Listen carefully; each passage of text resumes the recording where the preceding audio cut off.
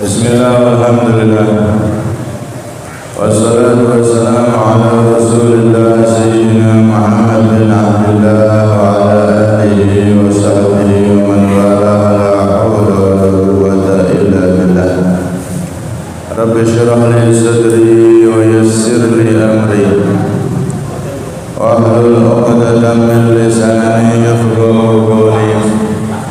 أسدد لساني واهدي قلبي بحق سيدنا محمد دستوركم يا أهل الترك ويا أهل الباطن ويا أهل المعبد ويا أهل النور. أما بعد. Hadirin jamaah semua yang dirahmati oleh Allah Subhanahu wa taala.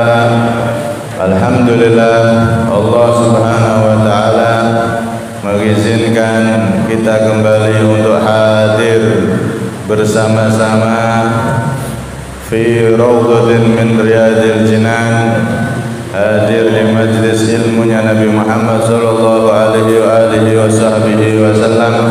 Semoga hadirnya kita di majlis yang mulia ini membuahkan duduknya kita kelak bersama Rasulullah sallallahu alaihi wasallam di surganya Allah Subhanahu wa taala, dan semoga hajat-hajat kita semua yang hadir dikabulkan oleh Allah Subhanahu wa taala.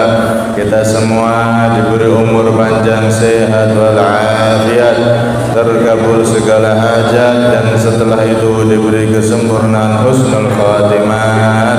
Amin Allahumma amin. Qala al-musannif radhiyallahu anhu wa nafa'ana bihi fid dharain amin. Faslun, utawi iki iku ana fasal.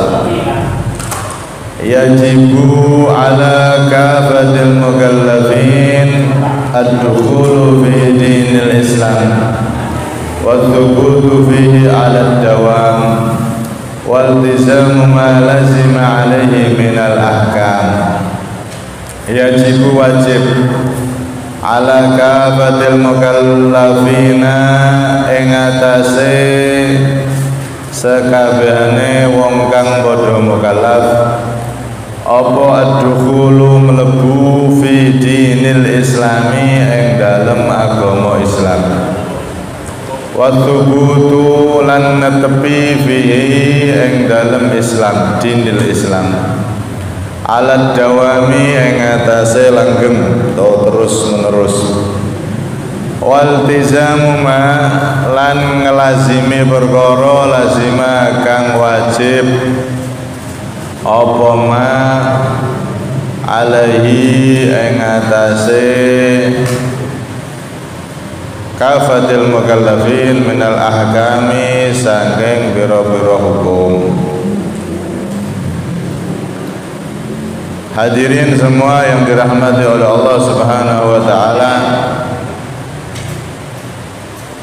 Di sini beliau memulai fasal pembukaan di kitab ini dengan menyebutkan yajibu ala kafatil mukallafin ad-dukhulu fi dinil Islam. Wajib bagi setiap orang mukallaf semuanya untuk masuk ke dalam agama Islam.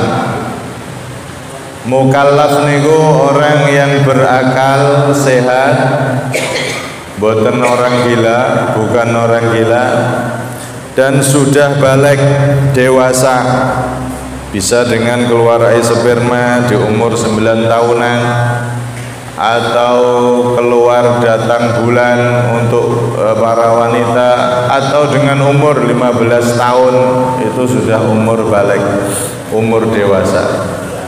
Kalau ada orang yang sudah balik dewasa plus dia ini akalnya sehat, bukan orang gila, maka wajib untuk masuk ke dalam agama Islam jika dia belum muslim.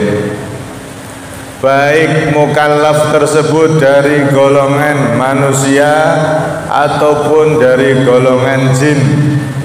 Jadi semua orang yang dewasa berakal sehat di muka bumi ini wajib untuk memeluk agama Islam. Cuman kita yang orang Islam tidak boleh memaksa mereka. Nek mereka wajib masuk Islam, tapi kita tidak boleh memaksakan mereka untuk masuk Islam. Kewajiban kita berdakwah atau menyampaikan dengan ilmu, yang punya ilmu, dengan doa, mendoakan. Mungkin tetangganya yang belum Islam didoakan, ya Allah kasih hidayah, atau dengan menampakkan akhlaknya baginda Nabi SAW, akhlaknya umat Islam yang terpuji ditampakkan. Maka dengan itu semua mereka yang di luar Islam insya Allah akan banyak yang masuk kepada Islam. Lebih-lebih di daerah yang mayoritas niku non muslim seperti di barat Amerika dan lain-lain. Subhanallah, orang-orang Islam yang ada di sana akhlaknya bagus, akhirnya orang-orang barat itu penasaran dengan ajaran Islam yang selama ini mereka ketahui di media. Islam itu teroris, Islam itu keras. Jangankan mereka, kalau niku enten gadah cah ngaji ten griya niku umure tesih SD kelas 5 napa kelas 4 napa kelas 3 niku. Niku ngomong Islam itu teroris Pak Ustadz, Islam itu teroris Pak Ustadz. Cek polos, tapi sudah tahu kok bisa ngomong Islam itu teroris. Nih, cah cilik padahal belum balik dia, tapi bisa ngomong Islam teroris. Ya dari mana kamu? Itu di berita-berita, di game-game itu kan ada Islam teroris. Ya subhanallah, game itu ternyata ada. Mereka memframing, menggambarkan Islam ini agama yang keras, agama yang teroris, bahkan masuk ke pikiran anak kecil yang polos ini. Terus tak tanya, lah kamu tahu enggak penjajah Belanda dulu itu agama Islam atau tidak? Enggak Ustaz. Nah berarti Islam itu teroris keras atau tidak? Ada enggak Islam jajah di muka bumi ini? Enggak ada. Kalaupun ada, itu Islam abal-abal. Islamnya Nabi Muhammad SAW tidak mengajarkan kekerasan, tidak mengajarkan jajah. Akhirnya, oh iya. Itu yang jajah kita 350 tahun, wong SD cah cilik ini. Kayak ngoten niku kan perlu dijak ngomong. Karena dia tahunya dari game. Subhanallah, game niku ternyata mereka sampai masuk ke seperti itu. Anak kecil kaum muslimin sampai dalam dirinya tertanam agama yang dianut Islam ini adalah teroris, agama yang keras. Naudzubillah min dzalik. Karena itu hati-hati, para orang tua, anak-anaknya yang megang HP jangan lost doll tanpa dikontrol. Hati-hati, jangan-jangan nanti seperti itu. Nah, ternyata anak-anak kita sudah dimasuki doktrin-doktrin yang tidak benar melalui game, melalui HP, tontonan yang mereka tonton. Naudzubillah min dzalik. Setiap orang yang mukallaf mereka wajib masuk dalam agama Islam. Tapi yang balaghut zuhumud dakwah, yang sampai kepada mereka dakwahnya Nabi sallallahu alaihi wasallam. Kalau ada orang yang sudah dewasa, dia nggak pernah dengar yang namanya Nabi Muhammad sallallahu alaihi wasallam, dia nggak pernah dengar yang namanya agama Islam melalui sumber yang benar. Yang dia dengar sumber-sumber yang tidak benar, atau dia berada di tengah hutan, seperti di tengah hutan, tidak tahu dunia luar. Dia berkeyakinan seperti keyakinan nenek moyangnya. sehingga tidak pernah sama sekali mendengar dakwah dari agama Islam, tidak pernah dengar. Kemudian orang-orang yang seperti ini dakwah nggak nyampe ke mereka, kok mereka wafat, maka bagaimana orang seperti itu? Maka kata ulama, mereka masuk dalam ayat wa ma kunna mu'adzibina hatta nab'atsa rasula. Aku Allah tidak akan menyiksa orang sehingga aku mengutus utusan kepada mereka menyampaikan dakwah agama ini. Jadi tiang niku nek seumur hidup gak pernah dengar la ilaha illallah Muhammadur Rasulullah, tiada Tuhan selain Allah, Nabi Muhammad utusan Allah, dakwah Islam dia tidak pernah dengar. Kemudian dia meninggal, maka orang tersebut termasuk ahlul fatrah, orang yang berada di kekosongan, alias orang yang tidak akan disiksa oleh Allah Subhanahu wa ta'ala. Dan nanti masuk surga apa tidak, itu urusan Allah. Yang jelas dia nggak disiksa.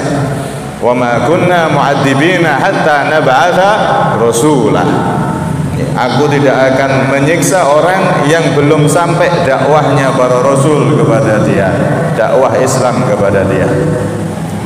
Tapi kalau orang itu sudah dengar agama Islam, sudah nyampe pada dirinya dakwah Islam, maka orang yang semacam itu kalau mengingkari agama Islam, maka mereka lah orang yang akan mendapatkan siksa kelak di neraka. Na'udzubillah min dzalik. Karena itu di sini setiap dari orang mukallaf, baik dari bangsa manusia ataupun jin, karena memang jin itu juga termasuk makhluk yang didakwai, mereka ada yang muslim, ada yang kafir. Setiap dari mereka makhluknya Allah ini, manusia dan jin yang mukallaf, berakal sehat dan dewasa, wajib ad-dukhulu fi dinil Islam, wajib untuk masuk ke dalam agama Islam. Islam itu artinya al-khudu' wal inqiyad, yaitu tunduk, pasrah kepada Allah Subhanahu wa ta'ala. Niku Islam. Karena itu agama Islam ini adalah agama satu-satunya yang murni dari Allah.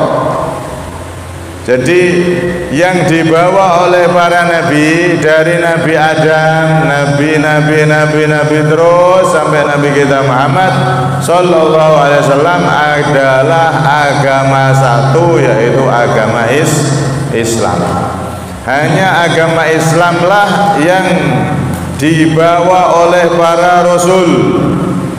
Sebagaimana di dalam Al-Quran Allah Subhanahu wa ta'ala berfirman, wa may yabtaghi ghairal islami dinan falan yuqbala minhu wa huwa fil akhirati minal khasirin. Barang siapa yang mencari selain Islam sebagai agama, falan yuqbala minhu, enggak akan diterima, wa huwa fil akhirati minal khasirin, dan dia di akhirat termasuk orang-orang yang rugi. Di ayat lain Allah Subhanahu wa taala juga berfirman, syar'a lakum minad din ma wassa bihi nuha walladzi auhayna ilaika wa ma wassayna bihi Ibrahim wa Musa wa Isa an aqimud dina wa la tatafarraqu fi. Di ayat ini Allah menjelaskan, Allah memberikan syariat berupa agama yang dibawa oleh Nabi Nuh, adalah agama yang dikasihkan kepada Nabi Muhammad, auhayna ilaika, dan juga agama yang dibawa oleh Nabi Ibrahim, wa ma wassayna bihi Ibrahim, agama yang diberikan oleh Allah, diwasiatkan oleh Allah kepada Nabi Ibrahim, Nabi Musa, Nabi Isa. Semua para nabi itu adalah sebagaimana agama yang diberikan oleh Allah kepada Nabi kita Muhammad sallallahu alaihi wasallam, yaitu agama Islam. Inna dina indallahil Islam. Hanya Islamlah agama yang dari Tuhan, hanya Islamlah agama yang dari Allah Subhanahu wa ta'ala. Karena itu selain Islam Selain Islam itu bukanlah agama yang dibawa oleh para rasul. Nah enten kadang-kadang niku ten pondok niku enten murid kula cerita pas sekolah gurune niku ngasih pelajaran agama bahwasanya nabi-nabi itu agamanya beda-beda. Ada yang Nasrani, ada yang Yahudi, ada yang ini, yang itu. Yang penting orang itu amalnya baik, jadi orang baik, maka dia masuk surga. Maka yang seperti ini pemahaman yang namanya liberal.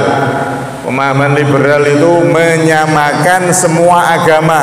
Wes agama itu semuanya ngajarkan kebaikan. Jadi ya sama saja. Yang penting kita tuh jadi orang baik. Kamu muslim tapi kamu jahat, jadi perampok, ya percuma Islammu. Sebaliknya orang Buddha, kalau dia bagus, akhlaknya bagus, tidak pernah ngerampok, tidak pernah merugikan orang, ya dia lebih baik dari kamu. Ini pemahaman liberal, Pak. Menyamaratakan agama, yang penting jadi orang baik. Tidak bisa seperti itu. Agama yang benar hanya Islam, ini menurut keyakinan kita. Agama yang diterima hanya Islam. Orang kalau tidak punya Islam, tidak punya iman, maka dia tidak akan bisa masuk surganya Allah Subhanahu wa ta'ala. Itu adalah isu-isu yang disebarkan oleh orang-orang liberal agar umat Islam ini mereka semakin jauh dari agamanya, sehingga nanti kalau sudah 10, 20, 30, 50 tahun lagi nanti akan campur aduk, bahkan bisa jadi pernikahan beda agama akan legal. Naudzubillah min dzalik. Kenapa? Karena meyakini sesama agama itu podo, semua agama itu sama. Ini berbahaya. Yang diridhoi oleh Allah, yang benar menurut Allah hanyalah agama Islam. Karena itu hati-hati, terutama anak-anak kita niku benar-benar harus dijaga akidahnya, bahwasanya tidak ada agama yang diridhoi oleh Allah kecuali hanyalah Islam, dan Islam ini adalah satu-satunya agama yang dibawa oleh seluruh para rasul, seluruh para nabinya Allah Subhanahu wa ta'ala. Cuman bedone agama Islam niku yang dibawa para nabi-nabi yang dahulu sama yang dibawa oleh Nabi Muhammad niku beda dalam segi aturan atau syariat saja. Nek umatnya Kanjeng Nabi sholatnya 5 waktu, posone Ramadan. Nek umatnya Nabi Nuh beda, sholatnya, puasanya beda. Bahkan dalam riwayat puasanya Nabi Nuh itu syariatnya itu puasa selama setahun penuh. Jadi tiap hari ini poso, wajib berpuasa, itu syariat dari Nabi Nuh. Makanya Nabi Nuh berdakwah hampir 1000 tahun, 950 tahun beliau berdakwah. Itu yang beriman, yang ngikut beliau 40 laki-laki, 40 perempuan. Bahkan anaknya sendiri yang bernama Kan'an niku mboten iman kalian Nabi Nuh, nggak mau ngikuti ayahnya sendiri, padahal anaknya Nabi Nuh ini. Karena itu kadang-kadang orang yang bernasab mulia itu kelakuannya nggak mulia, bisa. Nabi Nuh anaknya malah kafir, malah jadi musuh. Nabi Adam anaknya malah jadi pembunuh, padahal anaknya Nabi Adam. Karena itu kadang-kadang nasab yang mulia itu akhlaknya tidak sesuai dengan nasabnya. Karena itu jangan kita menghina orang gara-gara akhlak elek terus sak bapak-bapaknya sing apik-apik dinyek. Jangan. Anak-anak kiai bejat misalnya, naudzubillah, ahli maksiat ini itu, ya yang salah, yang jelek ya dia. Kalau ayahnya orang-orang soleh ya kita hormati. Dia pun akhlaknya yang jelek yang kita kritiki, yang kita ingatkan, ya. Tapi masalah nasab dan lain-lain itu tidak bisa dihubung-hubungkan. Yang lagi viral sekarang terus itu nggak berhenti-henti, nasab para habaib, niki Habib keturunan Nabi kok kelakuannya begitu. Lah apa kita lupa anaknya Nabi Nuh di Al-Quran itu loh malah kafir. Anaknya Nabi Adam itu loh, ada yang seperti, ada yang istrinya Nabi Lot, istri yang tiap malam sama Nabi Lot itu juga kafir. Na'udzubillah min dzalik. Karena itu jangan sampai kita itu mengeneral, menghina semua orang gara-gara akhlak jelek dari 1-2 orang kita tuduh semua, apalagi satu kelompok besar mereka adalah orang-orang jelek gara-gara 1-2 orang. Na'udzubillah min dzalik. Itu adalah tuduhan yang keji, itu adalah suatu hal yang menjadikan perpecahan di antara umat Islam khususnya. Na'udzubillah min dzalik. Karena itu hadirin yang dirahmati oleh Allah, di sini beliau menerangkan bahwasanya wajib bagi setiap orang mukallaf untuk masuk kepada agama Islam, masuk dalam agama Islam. Kemudian bagi yang sudah Islam, wathubutu fihi ala dawam, bagi kita yang sudah muslim maka kita wajib subut fihi ala dawam, yaitu mempertahan Islam kita sampai wafat. Jangan sampai kita berpindah agama atau murtad. Naudzubillah min dzalik. Wajib bagi kita untuk mempertahankan Islam kita selama-lamanya.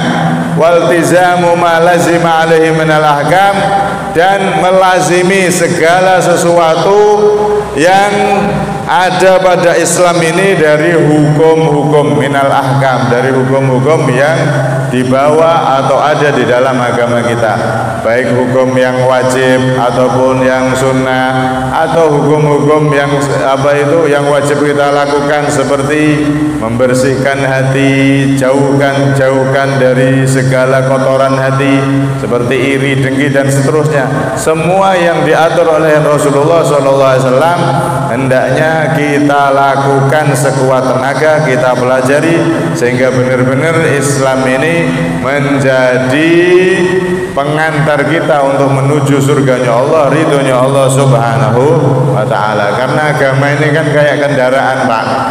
Agama niku kayak kendaraan, terminalnya surga.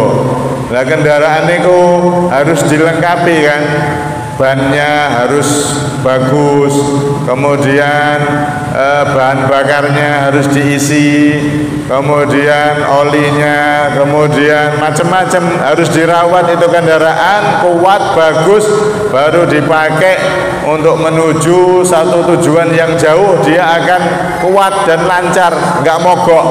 Nah, kendaraan ini semakin bagus, semakin apik, maka tujuan yang jauh itu semakin ringan, semakin gampang. Tapi wong niku nek nggo mobilnya mogokan, lodak-lodak mogok, mogok. Lah ning Palangka ya bisa jadi seminggu sampai sana. Kenapa? Karena mobilnya mogok terus.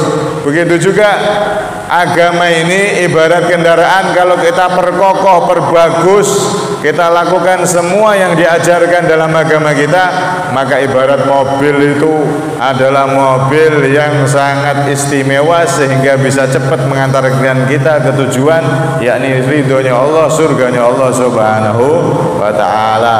Karena itu kita yang diberi Islam, diberi iman ini, syukur kepada Allah Subhanahu wa ta'ala. Ini adalah nikmat yang sangat-sangat besar, nikmat yang sangat-sangat agung. Tidak ada nikmat yang melebihi Islam dan iman. Kita wajib untuk mensyukuri nikmat Allah yang berupa Islam ini, karena ini nikmat yang paling agung.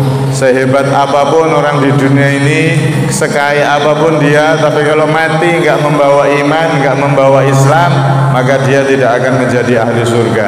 Dia tetap akan menjadi orang yang rugi. Na'udzubillah min dzalik. Karena itu Syekh Abdul Qadir Jailani di salah satu kitabnya itu, kalau kita lewat di suatu jalan kok ketemu sama tempat-tempat ibadah selain masjid, bisa gereja, bisa wihara, bisa lain-lain, niku beliau menganjurkan untuk baca la ilaha illallah. Setiap kita lihat gereja, lihat tempat ibadah agama lain, kita disuruh membaca la ilaha illallah, baik pakai mulut ataupun di hati.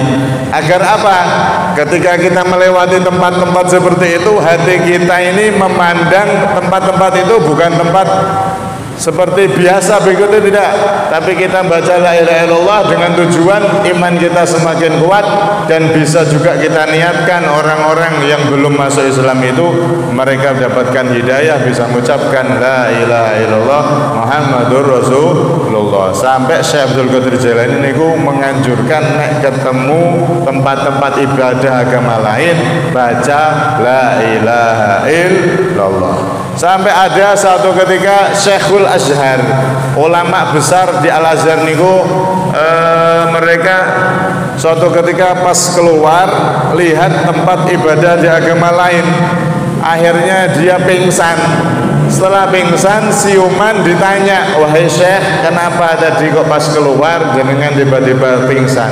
Maka dia mengatakan, aku melihat nikmat yang begitu besar, yaitu Islam, yang mana Islam ini diberikan oleh Allah sejak aku kecil tanpa aku minta.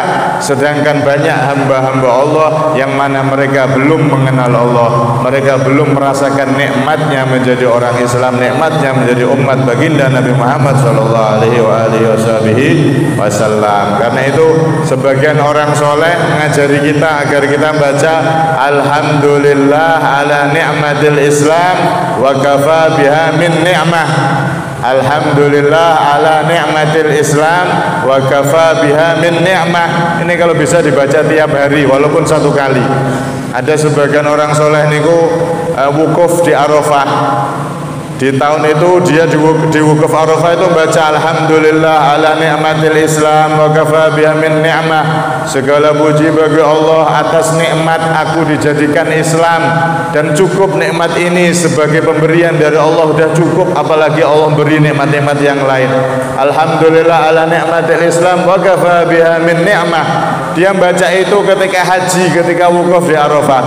Subhanallah, tahun depannya dia berangkat haji melih. Pas berangkat haji melih, kemudian dia baca lagi alhamdulillah ala ni'matil Islam wa kafa biha min ni'mah.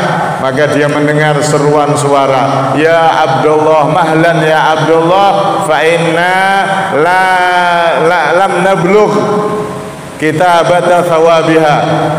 Wahai hamba Allah, pelan-pelan, tunggu dulu, jangan baca lagi, kami belum selesai nulis pahala ucapanmu ini yang kamu baca tahun kemarin. Kata ulama itu adalah suara malaikat yang disuruh oleh Allah untuk nulis kalimat ini tadi, alhamdulillah ala ni'matil Islam wa kafa biha min ni'mah. Itu adalah bentuk pujian syukur kita dengan lisan kita karena kita diberi nikmat agung, yaitu agama Islam.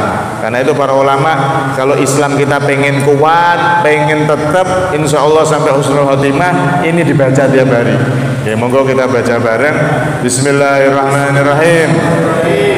Alhamdulillah ala ni'matil Islam wa kafa biha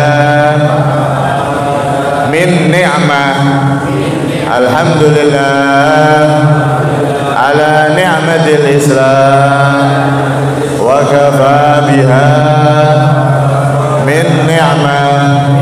Alhamdulillah ala ni'matil Islam wa kafa biha min ni'mah. Nah, itu dibaca, guru-guru kita dulu mewasiatkan ini dibaca tiap hari walaupun satu kali. Insya Allah Islam iman kita dijaga terus oleh Allah sampai diberi husnul khotimah. Amin Allahumma amin. Minta maaf